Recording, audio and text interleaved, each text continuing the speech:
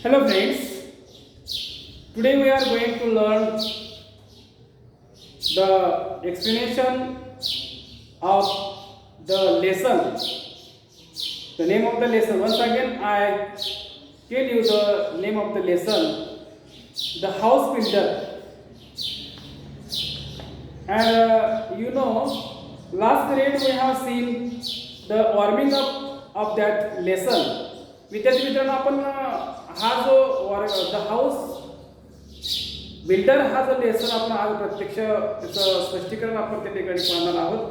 पण तत्पूर्वी आपण त्या ठिकाणी या द हाऊस बिल्डर या लेसनवर आधारित त्या ठिकाणी वॉर्मिंग अप आपण काल पाहिलेले आहेत. त्याच्यामध्ये जे व्यावसायिक आहेत प्रोफेशन अँड देअर वर्क व्यवसाय करणारे आणि त्यांचे काम त्याबद्दल आपण काल थोड्या पाहिलेल्या आहेत. For example architect, engineer, carpenter, mason etcetera.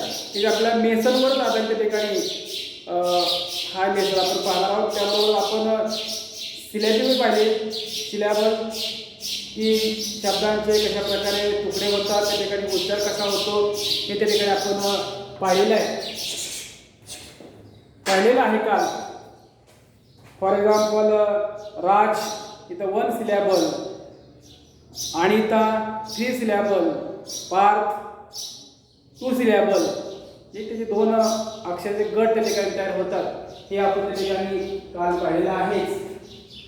Now look at the page number 31 and first paragraph of this lesson.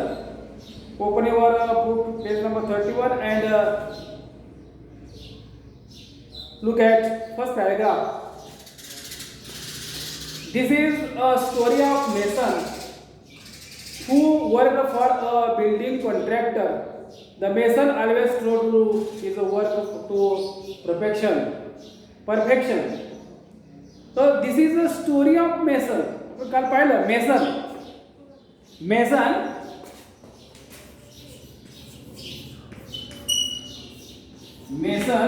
हे आपण काल पाहिलं की one who builds with stone, bricks, cement.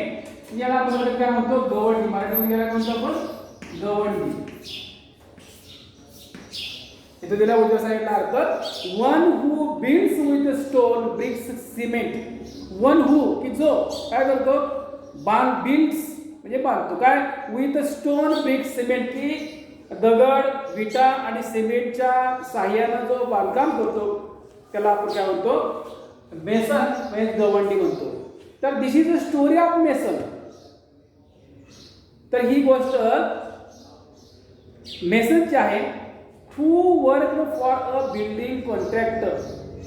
Mason was work for a building contractor. एका बांधकाम ठेकेदाराकडे हा mason किंवा गवंडी काम करत होता. The mason always tried to do his work to perfection. The mason always true. Stroke चा प्राण दिला बघा.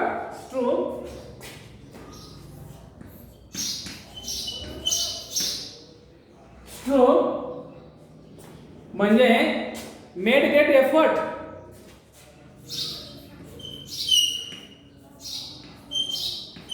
Made great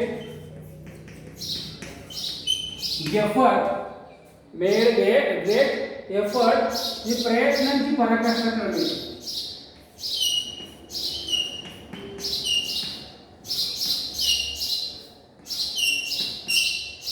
प्रयत्नांची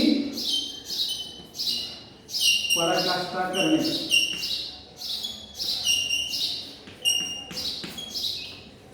बघा. The mason always efforts to do his work to perfection. म्हणजे तो मेसन जो होता गवंडी की जो ठेकेदाराकडे काम करता तो मात्र नेहमीच आता ऑलवेजचा विरुद्ध सुद्धा विचार केला आहे. Write down the opposite word antonyms of never. Never विचारते. नेवरचा write down the antonyms or write down the opposite word from the passage. म्हणजे उत्तरातून काय करा, या शब्दाचा विरुद्धार्थी शब्द लिहा. तर तुम्हाला काय लिहिता येणार आहे, always. Always. Always is the opposite word of never. The mason always, that means always is true to his work to perfection. Perfection म्हणजे परिपूर्णता. तर हा गवंडी जे आहे तो गवंडी काय करत असत, तर नेहमीच त्याच्या प्रयत्नांची पराकाष्ठा करून त्याचं जे काय काम आहे अतिशय परिपूर्ण करीत होता. किंवा असत कोणी आपण इथं वर्तमान काळ वापरला. मेसन ऑलवेज ट्रू म्हणजे made great effort to do his, किंवा करत होतं मला स्ट्रो म्हणजे पास्ट टेन्स आहे. Second paragraph. As soon as house had been designed by the architect and details finalized by the engineer, the contractor would send for the mason and leave the responsibility of building the house to him. The mason would then, without wasting any time, start his work. He would take great interest in his work of building and do it with full dedication. He made sure that he used the best construction material of high quality. The measurements of the walls, doorways, arches, etc. were perfect, and he gave an excellent and appealing finish to whatever he built. The owners of the new houses built would be more than satisfied with the construction. So look once again. Second paragraph. बघा पुन्हा एकदा काय करा, दुसरा paragraph बघा. As soon as the house had been designed by the architect and details finalized by the engineer. बघा, as soon as म्हणजे ज्या क्षणी हे एखादा आर्किटेक्ट म्हणजे वास्तुविद्या विशारद, रचनाकार किंवा इंजिनियर म्हणजे अभियंता, या दोघांच्याकडून जर कामाची परिपूर्ण झाली, त्या आर्किटेक्टनं डिझाईन पूर्ण केलं आणि इंजिनियरनं त्याचं तपशील जर पूर्ण केला, त्या दोन्ही गोष्टी पूर्ण केल्यानंतर लगेचच immediately or the soon the contractor would send for the mason and leave the responsibility of building the house to him.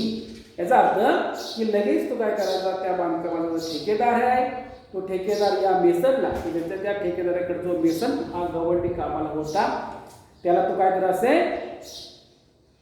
बोलून घेत असेल. कॉन्ट्रॅक्टर वुड सेंड अँड पाठवत असेल, बोलून send for the mason and leave the responsibility to building the house to him. आणि पूर्णपणे त्या घराचं बांधकामाची जबाबदारी त्याच्याकडे त्या ठिकाणी देत असत. The mason would then without wasting any time start his work. When the contractor Saint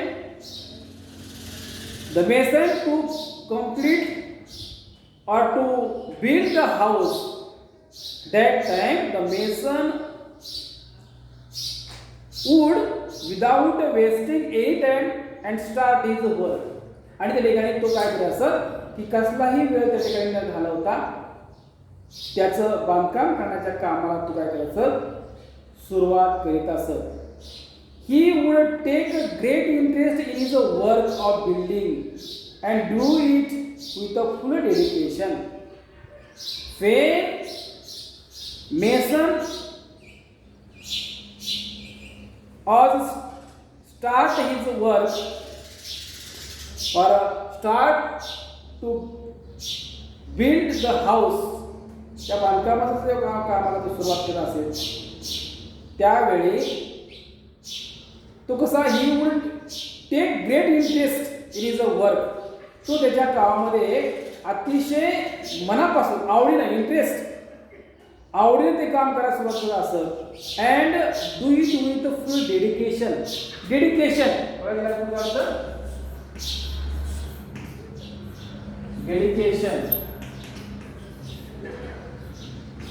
डेडिकेशनचा अर्थ दिला कोणत्या साईडला committed to task of or purpose काय म्हणते ना कमिटेड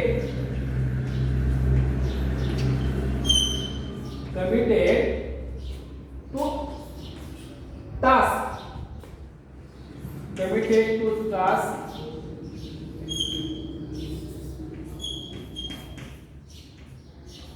or purpose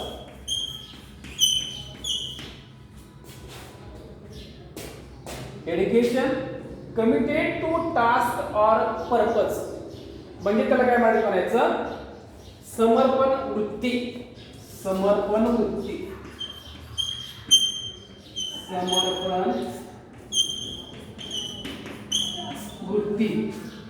तर मेसन डू इट किंवा mason to his work with full dedication तर पूर्णपणे समर्पण वृत्तीने ते त्याचं काम करत असत ही मेड शुअर दॅट म्हणजे mason made sure that he use the best construction material त्याला खात्री होती काय की he that mean mason use the best construction material तो बांधकामाचं जे काय साहित्य आहे कन्स्ट्रक्शन मटेरियल बांधकामाचं साहित्य तो काय करतात अतिशय उत्कृष्ट बेस्ट वापरतात of high quality not only based construction material but also high quality the measurement of the walls doorways arches etc doorways म्हणजे या ठिकाणी अर्थ घ्यायचा आहे कमानी doorways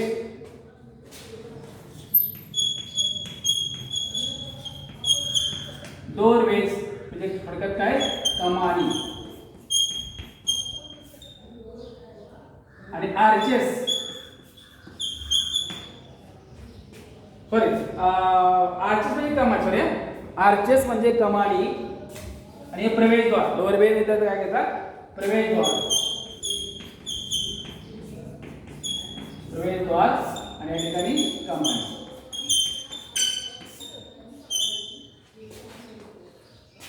तर कमानी प्रवेशद्वार त्यानंतरच्या भिंती वगैरे हे त्याचे एकदम अतिशय चांगल्या दर्जाचे बांधकामाचं साहित्य त्या ठिकाणी यासाठी कमाड्या असतील प्रवेशद्वार असेल किंवा भिंती असतील हे सर्व बांधण्यासाठी तो बांधकाम साहित्य अतिशय चांगल्या दर्जाचे वापरत असत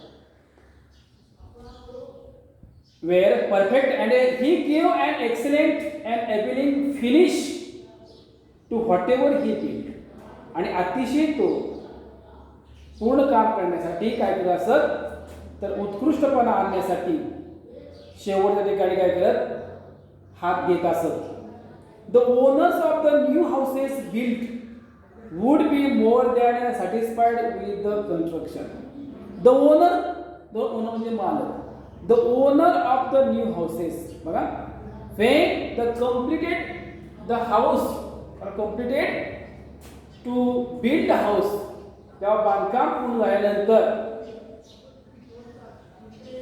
the owner of new house come there and they were very satisfied ते नेहमी समाधानी असत with the construction त्या बांधकामावरती त्या ठिकाणी बांधकाम पूर्ण झाल्यानंतर जेव्हा ते पाहण्यासाठी येत असत तेव्हा ते मालक जे असत ते मालक खूप त्या ठिकाणी समाधानी असत कारण बांधकाम त्या ठिकाणी अतिशय छान त्या ठिकाणी हे गवंडी करत असत next paragraph because of the झील diligence loyalty and persistence that he displayed in his work the mason was in a great demand and fetched good business to his contractor subsequently the contractor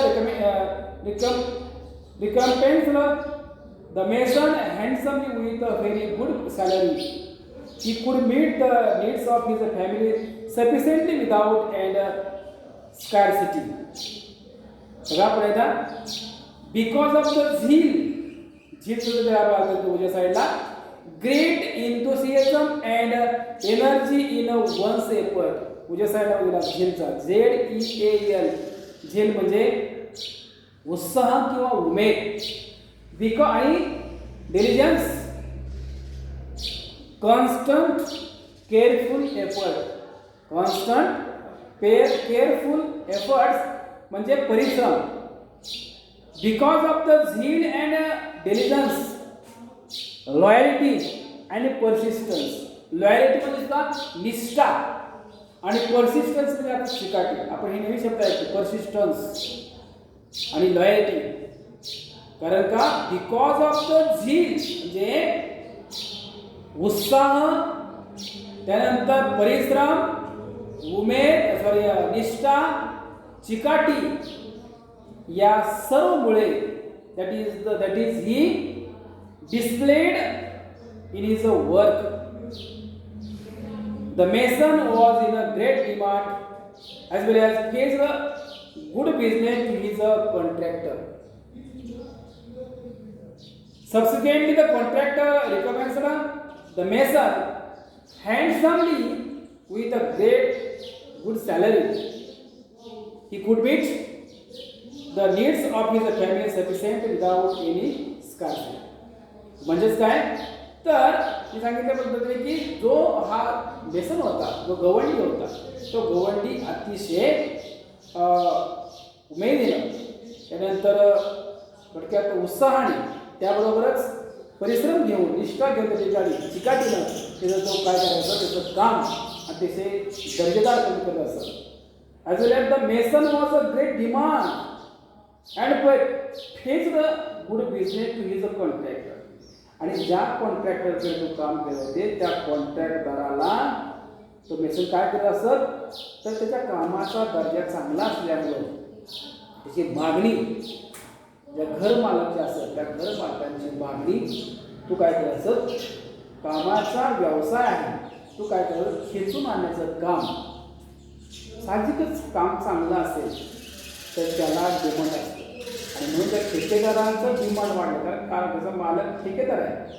मग ठेकेदाराला थोडक्यात contract बरेचसे लोक की त्याच ठेकेदाराला काम करतात. कारण का त्याच्या कामाचा कार्य चांगला होता आणि केवळ हा काम करत होता तर तो गवंडी अतिशय चांगल्या तऱ्हेचं काम करत असल्यामुळे त्या ठेकेदाराचं लाभला डिमांड जास्त होती.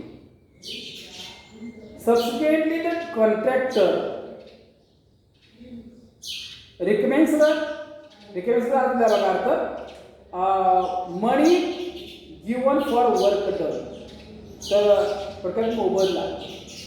Subsequently the contractor recommends the mason म्हणजे त्यानंतर काम पूर्ण कम्प्लेशन ऑफ द बिल्डिंग. ते इमारतीचं बांधकाम पूर्ण झाल्यानंतर त्यानंतर after complete the building or construction of a house. त्या घराचं बांधकाम पूर्ण झाल्यानंतर the contractor give the money for work. तर त्या कामासाठी तो कॉन्ट्रॅक्टर काय करत होता, पैसे देत असेल handsomely with a very good salary. आणि खरंच अतिशय सरळ हाताने एक त्या कामाचं स्वरूप चांगलं असल्यामुळे, कामाला दर्जा चांगला असल्यामुळे एक चांगल्या प्रकारचं वेतन त्या मेसनला हा ठेकेदार देत असेल. He could meet the needs of his family sufficiently without any scarcity. तर कुठल्याही प्रकारचे आपल्या the member of the house किंवा फॅमिली मेंबर म्हणून आपण, तर त्या फॅमिली मेंबरच्या घरातील सदस्यांना कुठल्या प्रकारे कसल्याही प्रकारची टंचाई न मिळता त्या घरातील पूर्ण गरजा या मिळणाऱ्या वेतनातून हा मेसन पूर्ण करत असत. म्हणजे चांगल्या प्रकारचं वेतन या ठेकेदाराकडून या मेसनला मिळत असल्यामुळं किंवा त्या गवंडीला मिळत असल्यामुळं घरात कुठल्याही प्रकारे साहित्यांची टंचाई होत नव्हती. हे तो घरातील सगळं साहित्य व्यवस्थित लोकांना पुरवित असेल. ठीक आहे विद्यार्थी मित्रांनो, या ठिकाणी आपण थांबूया. राहिला जो भाग आहे तो आपण पुढच्या तासाला घेऊया. ठीक आहे.